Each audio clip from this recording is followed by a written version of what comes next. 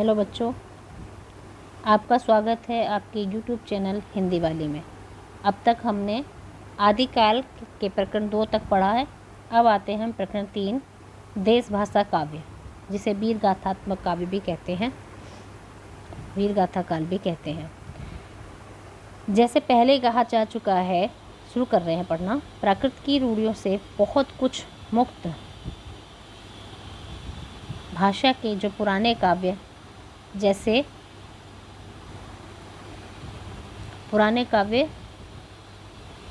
बिशल देव रासो, पृथ्वीराज रासो आजकल मिलते हैं, वे संदिग्ध हैं। कैसे हैं? वे संदिग्ध हैं। संदिग्ध सामग्री को लेकर जो थोड़ा बहुत विचार हो सकता है, उसी पर हमें संतोष करना पड़ता है। ठीक है, यहाँ तक हमें पढ़ना है। उसके बाद हम देखते हैं, और कहाँ से पूरा नहीं पढ़ना है, जितनी ज़रूरत है उतना ही इसे हम देखेंगे।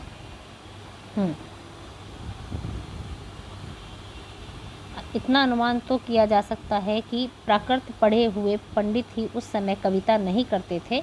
जनसाधारण की बोली में गीत, दोहे आदि प्रचलित चले आते रहे होंगे, जिन्हें पंडित लोग गंवारू समझते रहे होंगे।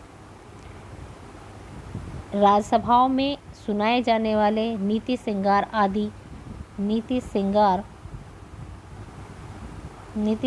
आदि विषय प्राय दोहों में कहे जाते थे, और वीर रस के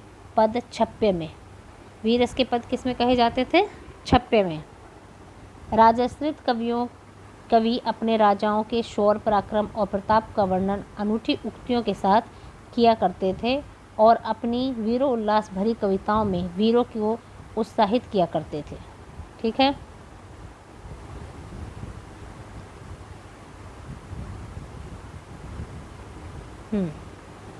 चलिए और आगे देखते हैं। भारत के इतिहास में यह वह समय था जबकि मुसलमानों के हमले उत्तर पश्चिमी की ओर से लगातार होते रहते थे। ठीक है,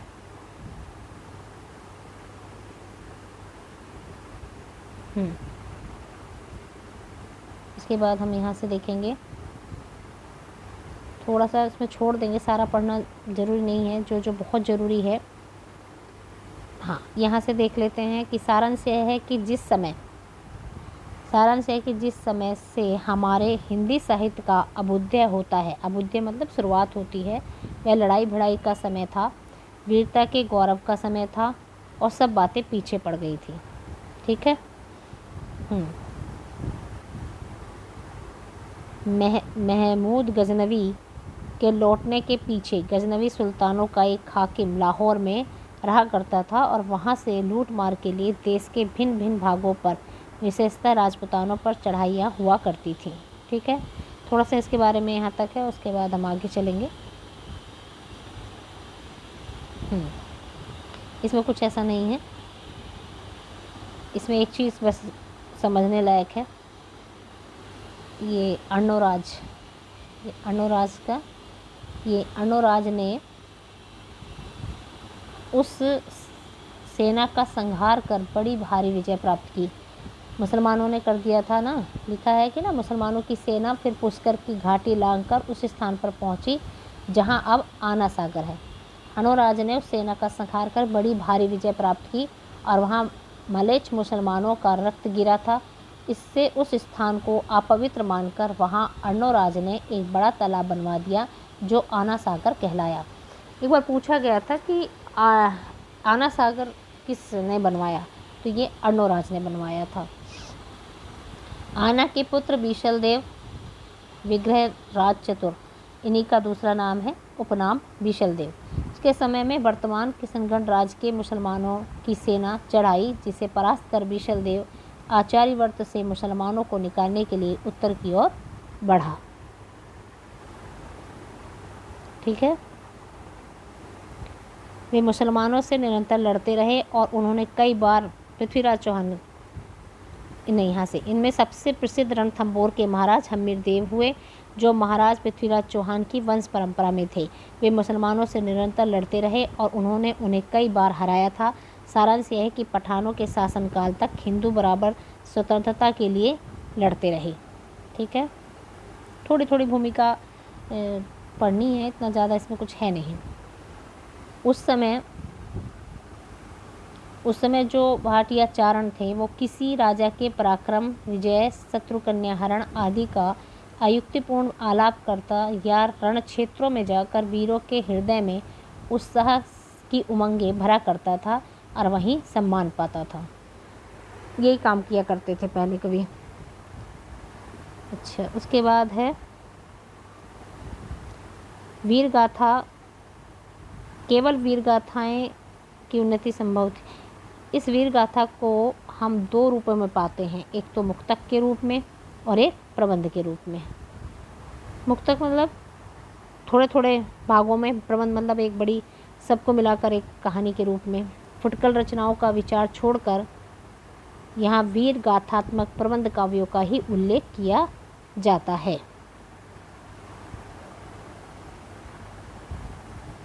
ठीक है, यहाँ से ये सब कुछ नहीं है। ये वीर गाथाएं दो रूपों में मिलती हैं, प्रबंध काव्य के साहित्यिक रूप में और वीर गीतों के रूप में, ये बैलेट्स के रूप में। वीर गाथाएं दो रूप में मिलती हैं, एक तो प्रबंध काव्य के साहित्यिक रूप में और एक वीर गीतों के रूप में। साहित्यिक प्रबंध के रूप में जो सबसे प्राचीन ग्रंथ उपलब्ध है वह है पृथ्वीराज रासो। ठीक है, और वीर गीत के रूप में हमें सबसे पुरानी पुस्तक बीसल देव रासो मिलती है। ठीक है ना, और बीसल देव रासो जो रचना कई सौ वर्षों लोगों में बराबर गाई जाती रही हो, उसकी भाषा अपने मूल रूप में नहीं रह सकती। इसका प्रत्यक्ष उदाहरण आला है, जिसके गाने वाले प्राय समस्त उत्तर भारत में पाए जाते हैं। ठीक है, चलिए यहाँ पर वीर काल के उन ग्रंथों का उल्लेख किया जाता है जिनकी या तो प्रतियां मिली हैं या कहीं उल्लेख मात्र पाया जाता है। ये ग्रंथ रासो कहलाते हैं और कुछ लोग इस शब्द का संबंध रहस्य से बताते हैं, पर बीसल देव रासो में काव्य के अर्थ में रासायन शब्द बार बार आया है और अतः हमारी समझ में इसी रसायन शब्द से होते होते रासो हो गया। ये रामचंद्र शुक्ल जी कह रहे हैं कि रसायन शब्द बीसल देव रासो में बार बार आया है और हमें लगता है कि यहीं से रसायन शब्द होते होते रासो हो गया है। ठीक है, अब चलते हैं खुमान रासो पर। संवत 810 और 1000 के बीच में चित्तौड़ के रावल खुमान नाम के 3 राजा हुए। ये बता रहे हैं आचार्य रामचंद्र शुक्ल। कर्नल टाट ने इनको एक मानकर इनके युद्धों का विस्तार से वर्णन किया है। ठीक है, इतना ही है, यहीं पे यहाँ तक पढ़ना है। कितने युद्ध हुए, क्या हुआ, ज़्यादा हो तो आप ये देख सकते हैं कि 3 खुमान का समय दिया हुआ है। पहले खुमान उनका समय 810 से 835, दूसरे 870 से 900 और तीसरा खुमान 965 से 990। ठीक है, अतएव यदि किसी खुमानू से अलमानू की सेना की लड़ाई हुई होगी तो वह दूसरा खुमान रहा होगा और उसी के नाम पर खुमान रासो की रचना हुई होगी।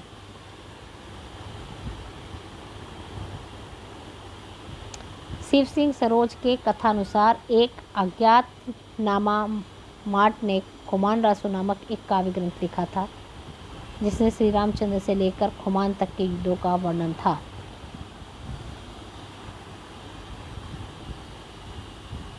अब आ जाइए बीसल देव रासो। नरपति नाल कवि विग्रहराज चतुर, जो उनका उपनाम है बीसल देव, का समकालीन था। नरपति नाल मतलब उनके समय में ही था। कदाचित यह राजकवि था। इसने बीसल देव रासो नाम का एक छोटा सा 100 पृष्ठों का ग्रंथ लिखा है जो वीर गीत के रूप में है। और ये लाइन बहुत ही सबको पता है, बार बार पूछी जाती है। 1272 मझारी जेठ बदी नवमी बुधवारी नलन रसायन आरंभई शारदा टूटी ब्रह्म कुमारी। मतलब 12 से 72 का स्पष्ट अर्थ है कि 1212 में इसकी रचना हुई है। ठीक है। और बीसलदेव रासों में 4 खंड हैं। यह काव्य लगभग 2000 चरणों में समाप्त हुआ है। 4 खंड में पहला खंड में मालवा के भोज परमार की पुत्री कौन राजमती के समर के विशलदेव का विवाह होना। पहले खंड में क्या दिखाया गया है कि राजमती का बीसलदेव से विवाह होना। दूसरे में दिखाया है विशलदेव जी का राजमती को रूठ कर उड़ीसा की ओर प्रस्थान करना और वहाँ पर 1 वर्ष रहना। ठीक है। तीसरा राजमती का विरह वर्णन तथा विशलदेव का उड़ीसा से लौट आना। चौथा है भोज का अपनी पुत्री को अपने घर लिवा ले जाना तथा विशलदेव का वहाँ जाकर राजमती को फिर चित्तौड़ लाना। ठीक है। चारों ये आपको याद होने चाहिए। वो पूछते हैं कि उड़ीसा कब गए थे, किस खंड में इस बात को दर्शाया गया है कि विशलदेव राजमती का विरह वर्णन भी पूछ लेते हैं, विशलदेव का पूछ लेते हैं कि वो उड़ीसा से कब लौटे, कब गए और कब लौटे। ये दोनों चीज़ पूछी जाती हैं। इसमें कंफ्यूज होते हैं कि दूसरे वाले खंड में वो उड़ीसा की ओर प्रस्थान करे थे, वहीं 1 वर्ष रहे, और तीसरे खंड में वो उड़ीसा से वापस आए। ठीक है। हाँ, दिए हुए संवत से लेके विचार में कवि अपने नायक का समसामयिक जान पड़ता है। पर वर्णित घटनाएं विचार करने पर विशलदेव के बहुत पीछे की जान पड़ती हैं। पीछे मतलब होता है आगे। इसमें शुक्ल जी जहाँ भी पीछे का इस्तेमाल कर रहे हैं शब्द का, उसका मतलब होता है उसके बाद, जबकि इसके संबंध में कल्पना की गुंजाइश हुई होगी। यह घटनात्मक काव्य नहीं वर्णनात्मक है। ये लाइन कई बार पूछी गई है, ये आप जानते ही हैं सभी ज़्यादातर। और इसमें 2 घटनाएं हैं, बीसलदेव का विवाह और उनका उड़ीसा जाना। घटनात्मक नहीं है मतलब कि ये, और वर्णनात्मक है। घटनात्मक मतलब कि कोई कहानी चल रही है तो ऐसा नहीं कि बीच में कुछ और घटना घट गई या कुछ बाद में फिर घट गई, नहीं, एक ही घटना है, उसी को बढ़ा चढ़ा कर, उसी को फैला कर विस्तार से बताया गया है। तो मतलब जो फैला कर बढ़ा कर बताया जाए वो वर्णनात्मक होती है। घटनात्मक वैसा है जैसे कि किसी फिल्म में यदि 2 हीरो हैं और खलनायक है तो उसकी स्टोरी अलग, उस हीरो की अलग, उसकी अलग, वो सब मिलाकर फिर एक बनाया जाए तो वो घटनात्मक। मगर यदि एक ही फिल्म में यदि 2 हीरो हैं और वो बिछड़ जाते हैं, फिर वो कैसे कैसे मिलते हैं, यदि एक ऐसे बनाया जाए तो ये वर्णनात्मक है। ठीक है। तो इसमें 2 घटनाएं हैं, विशलदेव का विवाह और उनका उड़ीसा जाना। और इनमें से पहली बात तो कल्पना प्रसूत प्रतीत होती है। ठीक है। इसको और आगे देखते हैं। ये पूरी कहानी है, थोड़ा थोड़ा ये सब इतना कुछ पढ़ने की ज़रूरत नहीं है। जो इसमें ज़रूरी है उसे देखते हैं।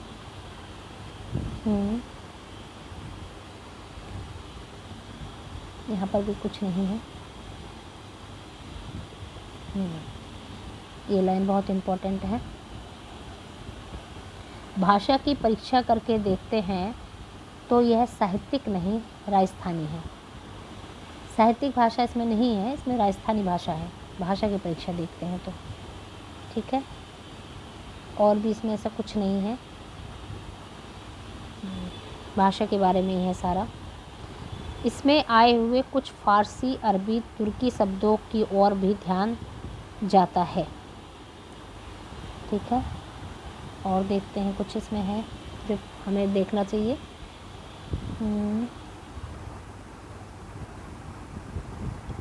थोड़ा सा देख लेते हैं। कवि के समय से पहले ही पंजाब में मुसलमानों का प्रवेश हो गया था और वे इधर उधर जीविका के लिए फैलने लगे थे। ऐसे साधारण शब्दों का प्रचार कोई आश्चर्य की बात नहीं।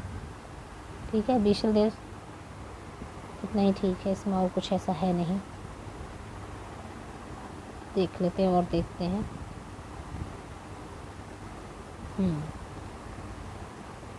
इसमें थोड़ी सी बात यहाँ तक और देखने लायक है। इससे यह सिद्ध होता है कि प्रादेशिक बोलियों के साथ साथ ब्रज या मध्य देश की भाषा का आश्रय लेकर एक समान साहित्यिक भाषा भी स्वीकृत हो चुकी थी, जो चारणों में पिंगल भाषा के नाम से पुकारी जाती थी। पिंगल नाम से कौन कौन सी पुकारी जाती थी? प्रादेशिक भाषा, बोलियां और उसमें ब्रज मिली हो तो वो भाषा क्या कहलाती थी? पिंगल। और अभ्रंश के योग से शुद्ध राजस्थानी भाषा का जो साहित्यिक रूप था वह डिंगल कहलाता था। यानी कि अभ्रंश और राजस्थानी मिलकर क्या बनाते हैं? डिंगल। कई बार पूछा जाता है कि डिंगल किस भाषा का, किन किन भाषाओं का योग है, तो ऐसे उसको आपको बताना है, अभ्रंश और राजस्थानी भाषा का। पिंगल क्या है? प्रादेशिक बोलियां और ब्रज का। ठीक है। हिंदी साहित्य के इतिहास में हम केवल पिंगल भाषा में लिखे हुए ग्रंथों पर ही विचार कर सकते हैं। दूसरी बात जो कि साहित्य के संबंध में रखती है वो वीर और श्रृंगार का मेल है। इसमें वीर और श्रृंगार का मेल है इस विशल देवरासों में। तो इस ग्रंथ में श्रृंगार की ही प्रधानता है, वीर रस का किंचित आभास मात्र है। ये शुक्ल जी कह रहे हैं कि जो विशल देवरासों की पुस्तक है, वो विशल देवरासो है, उसमें सबसे ज़्यादा क्या है? श्रृंगार की प्रधानता है। वीर रस तो उसमें थोड़ा बहुत ही आया है। संयोग और वियोग के गीत भी गाए गए हैं। ठीक है। इसमें ऐसी कोई लाइन मुझे तो अभी समझ में नहीं आई है कि जो बहुत ज़्यादा पूछी जाती हो, जो होगी तो मैं देख लूँगी भी। हाँ, बस एक लाइन ये दिख रही है, कड़वा बोल न बोले सी नारी, तू सो महलसी चित्त बिसारी। ये लाइन सुनी है। जीव न जीव वियोगना, नहीं, बस ये लाइन इतनी से ही सुनी मैंने। ठीक है। इसीलिए श्रृंगार रस की प्रधानता है विशल में, इसीलिए आचार्य शुक्ल जी ने इन्हें वीर गाथा, जो वीर गाथात्मक काव्य हैं उनमें शामिल नहीं किया है। ये हमने जब पढ़ा था शुरू में 12 जो रचनाएं बताई हैं उसमें। ठीक है। अब आ जाइए चंद्रबरदाई। चंद्रबरदाई का जन्म है 1225 से 1249। ये हिंदी के प्रथम महाकवि माने जाते हैं और इनका पृथ्वीराज रासो हिंदी का प्रथम महाकाव्य है चंद्रबरदाई का। चंद दिल्ली के अंतिम हिंदू सम्राट महाराज पृथ्वीराज के सामंत और राजकवि। चंद जो थे, पृथ्वीराज रासो तो थे और दूसरे थे चंद। चंद जो थे वो दिल्ली के अंतिम हिंदू सम्राट महाराज पृथ्वीराज के सामंत और राजकवि प्रसिद्ध हैं। ठीक है। इनका और महाराज पृथ्वीराज का जन्म एक ही दिन हुआ था और दोनों ने एक ही दिन यह संसार छोड़ा था। बहुत इम्पोर्टेंट बात है ये वाली भी। ये महाराज पृथ्वीराज के राजकवि ही नहीं, उनके सखा और सामंत भी थे। ठीक है। और षष्ठ भाषा, व्याकरण, काव्य, साहित्य, छंद शास्त्र, ज्योतिष, पुराण, नाटक आदि अनेक विद्याओं में पारंगत थे। कौन? चंद। ठीक है। तो ये कह रहे हैं कि इनका जीवन जो था पृथ्वीराज के जीवन के साथ ऐसा मिला जुला था कि अलग नहीं किया जा सकता।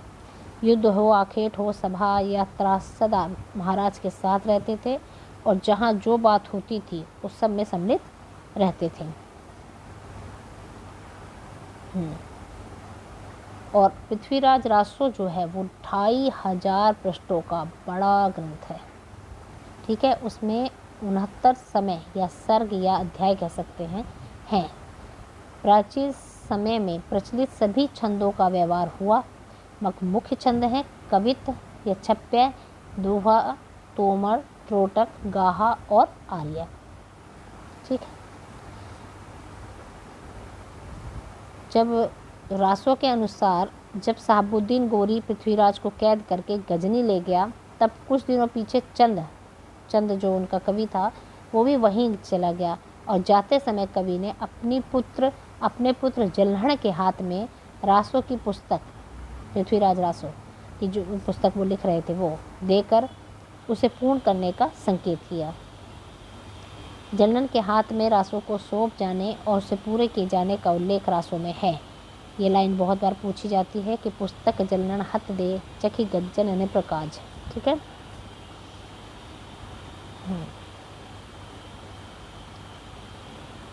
इसमें ऐसा कुछ है नहीं, इसमें आपको बस दो चीज़ें जानना ज़रूरी है कि पृथ्वीराज रासो के पिता का नाम क्या था और उनके माँ का नाम क्या था। ठीक है। तो पिता का नाम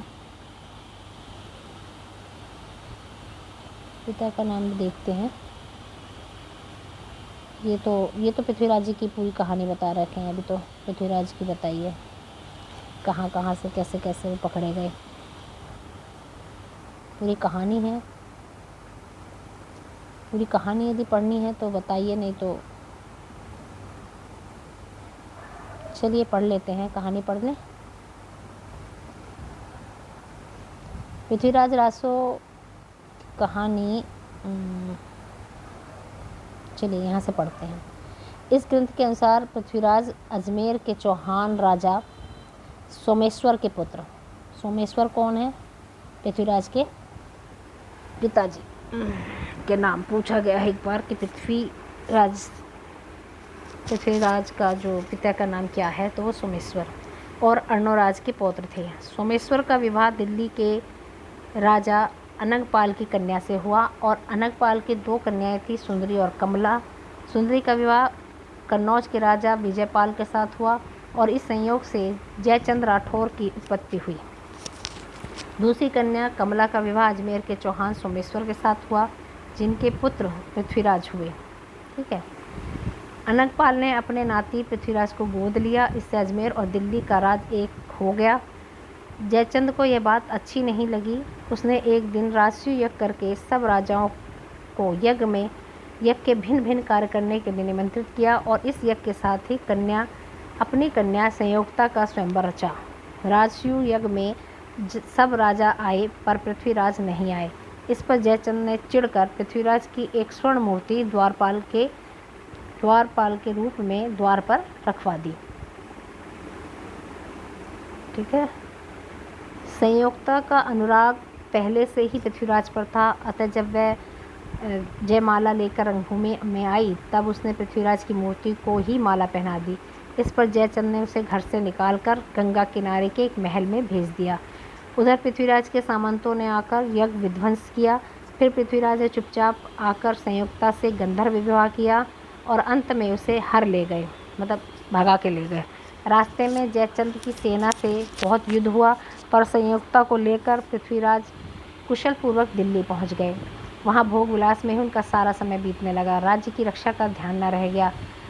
बल का बहुत कुछ हास हो जयचंद तथा और राजाओं के साथ लड़ते लड़ते हो चुका। बड़े बड़े सामंत मारे जा चुके थे। अच्छा अवसर देख साहबुद्दीन चढ़ आया पर हार गया और पकड़ा गया। पृथ्वीराज ने उसे छोड़ दिया पर वह बार बार चढ़ाई करता रहा और अंत में पृथ्वीराज पकड़कर गजनी भेज दिए गए। कुछ काल के पीछे कवि जयचंद भी गजनी पहुँचे। एक दिन चंद के इशारे पर पृथ्वीराज के शब्दभेदी बाण द्वारा साहबुद्दीन को मारा और फिर दोनों एक दूसरे को मार कर मर गए।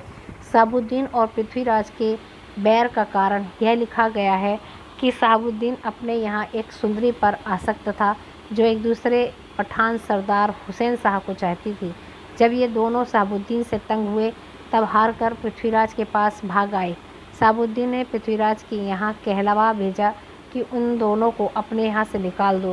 पृथ्वीराज ने उत्तर दिया कि शरणागत की रक्षा करना क्षत्रियों का धर्म है, अतः इन दोनों की हम बराबर रक्षा करेंगे। इसी बैर से साहबुद्दीन ने दिल्ली पर चढ़ाई की और यह तो पृथ्वीराज का मुख्य चरित्र हुआ। इसके अतिरिक्त बीच बीच में बहुत से राजाओं के साथ पृथ्वीराज के युद्ध और अनेक राजकन्याओं के साथ विवाह की कथा रासों में भरी पड़ी है। ठीक है।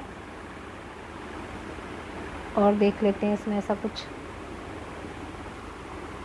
हाँ, इसमें यहाँ से थोड़ा सा, हाँ ये देखो, प्रसिद्ध इतिहासकार राय बहादुर पंडित गौरीशंकर हीराचंद ओझा रासों में वर्णित घटनाओं तथा संवादों को बिल्कुल भाटों की कल्पना मानते हैं। पृथ्वीराज की राज्यसभा के कश्मीरी कवि जैनक ने संस्कृत में पृथ्वीराज विजय नामक एक काव्य लिखा है जो पूरा नहीं मिलता। तो समझ रहे हो, इन्होंने भी लिखा है, पूरा नहीं मिलता है। इसमें पृथ्वीराज की माता का नाम कपूर देवी लिखा है, जिसका समर्थन हासी के शिलालेखों से भी होता है। अतः यह ग्रंथ प्रामाणिक और समसामयिक रचना है। हम्मीर महाकाव्य कई प्रामाणिक ग्रंथों के अनुसार सोमेश्वर का दिल्ली में तोमर राजा नंगपाल की पुत्री से विवाह होना और पृथ्वीराज का अपने नाना की गोद जाना, राजा राणा समर सिंह का पृथ्वीराज का समकालीन होना और उनके पक्ष में लड़ना, संयुक्त हरण आदि बातें असंगत सिद्ध होती हैं। ठीक है।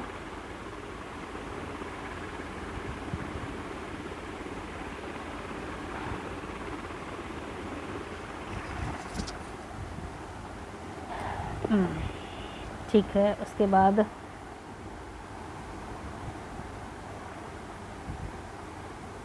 कहाँ गया? और कुछ इसमें ऐसा कुछ है नहीं।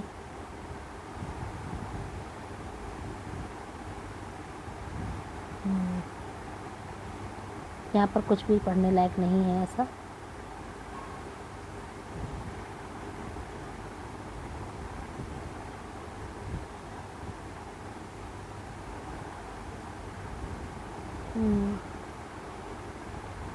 ये भी ऐसी है सर। हाँ, यहाँ पर है कुछ बात जो हम पढ़ सकते हैं।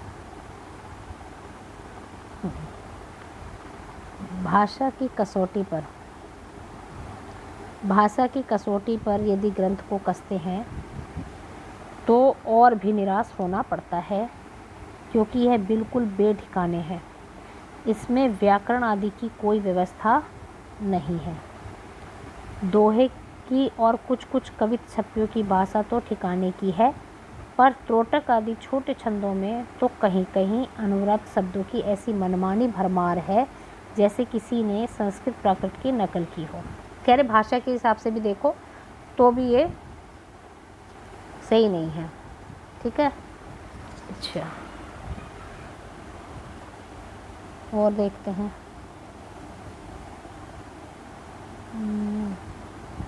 ऐसा इसमें कुछ भी नहीं लिखा है। आगे बढ़िए। ये इनका पूरा जीवन परिचय, मतलब कौन कौन उनके आगे आगे हुए, उससे दे रखा है। ठीक है। इसमें ऐसा कुछ भी नहीं जो हमारा पढ़ने के लायक है। हम और आगे चलेंगे। हाँ, इसमें बस एक लाइन है, ये वाली कई बार पूछी जाती है। मनहु कला सस भान कला 1600 बनिए। ये वाली लाइन पूछी गई है। ठीक है। और देख लेती हूँ मैं, और कोई इसमें ऐसी है नहीं। एक ये वाली लाइन पूछी जाती है ज़्यादातर, बच्चे घोर निशान रान चौहान चहो दिस। ठीक है। एक दो लाइन पूछी जाती हैं जिनका मैं निशान लगा देती हूँ। अच्छा, अब आ जाते हैं भट्ट केदार। या भट्ट केदार हैं और मधुकर कवि, दोनों का दे रखा है। संवत 1224 और 1243 इनका जन्म। जिस प्रकार चंद्रवरदाई ने महाराज पृथ्वीराज को कीर्तिमान किया है, उसी प्रकार भट्ट केदार ने कन्नौज के सम्राट जयचंद का गुण गाया है। ठीक है। रासों में चंद और भट्ट केदार के संवाद का एक स्थान पर उल्लेख भी है। भट्ट केदार ने जयचंद प्रकाश नाम का एक महाकाव्य लिखा था, जिसमें महाराज जयचंद के प्रताप और पराक्रम का विस्तृत वर्णन था। भट्ट केदार का क्या है? जयचंद प्रकाश। उसी प्रकार जयमयंक जस चंद्रिका नामक एक बड़ा ग्रंथ आज उपलब्ध नहीं है। ये लिखा है जयमयंक जस चंद्रिका मधुकर कवि ने। केवल इनका उल्लेख कहाँ मिलता है?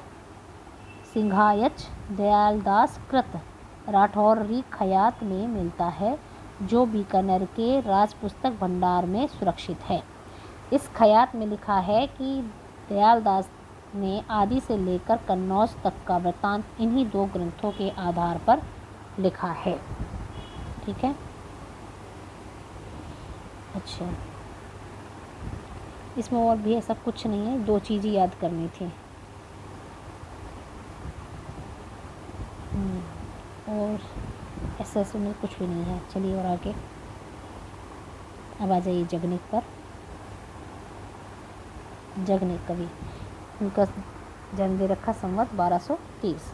ऐसा प्रसिद्ध है कि कलिंजर के राजा परमाल के यहाँ जगनिक नाम के एक भाट थे, जिन्होंने महोबा के 2 देश प्रसिद्ध वीरों आला और उदल के वीर चरित्र का विस्तृत वर्णन एक वीर गीतात्मक काव्य के रूप में लिखा था, जो इतना सर्वप्रिय हुआ कि उसके वीर गीतों का प्रचार क्रम से सारे उत्तर भारत में, विशेषतः उन सब प्रदेशों में जो कन्नौज साम्राज्य के अंतर्गत थे, हो गया।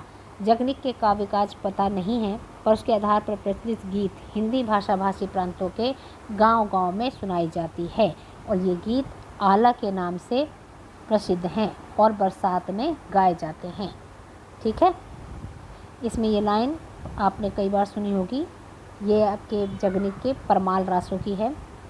12 बरस ले कुकर जिए और 13 ले जिए सियार, बरस 18 छत्री जिए आगे जीवन को धिक्कार।